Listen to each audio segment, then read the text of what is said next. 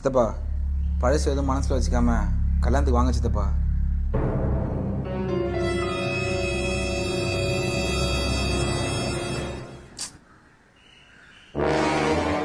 சித்தப்பா நாங்கள் எதுவும் எதிர்பார்த்து வரல சித்தப்பா. உங்களுக்கும் அப்பாவுக்கும் 1000 சண்டை இருக்கலாம். இப்போ அவரும் இல்லை. வீட்டுக்கு பெரியவர் நீங்கள் தானே சித்தப்பா. ஏண்டி இந்த கக்கூச பெனாயில் ஊற்றி கழுவ சொன்னல பாரு, நாத்தான் வந்துனே இருக்கு. ஏய் இருடா சித்தப்பா.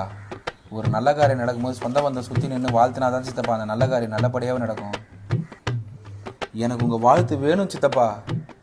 என்னை ஆசீர்வாதம் பண்ண மாட்டீங்களா சித்தப்பா?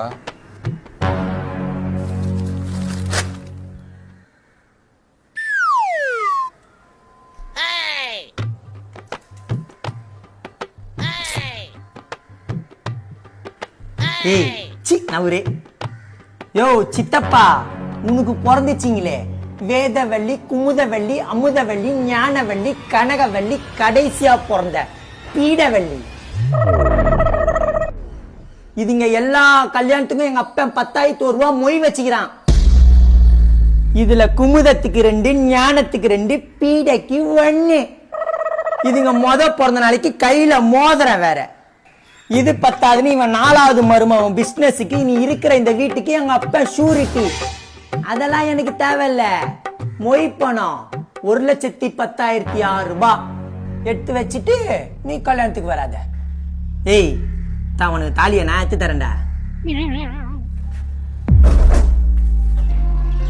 பாத்தியாப்பா உன் தம்பிய எப்படி பேசுறான்னு? நான் தூக்கி வளர்த்த புள்ளப்பா இது. சித்தப்பா எங்க பேசி பழகுனா என் கல்யாணத்துக்கு மொய் வைக்கணுமேனு 6 மாசத்துக்கு முன்னாடியே நேக்கா சண்டை போட்டு நைஸா பிரிஞ்சிய. எங்களுக்கு தெரியாதுன்னு நினச்சின்னு இருக்கியா? அவன் சின்ன பையன், இவனுக்கு இவ்வளோதான் தெரியும். உன் பொண்ணு வேதவள்ளி 9ஆம் மாசம். எனக்கு எல்லாமே ஞாபகம் இருக்குப்பா. இந்த சித்தப்பா இல்லாம பொண்டாட்டிகள்ல தாலி ஏறாது. நீ தைரியமா போ போ.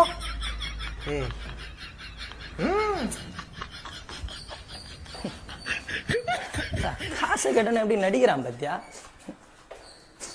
நிக்கிறான் பாரு சிலையாட்டம்.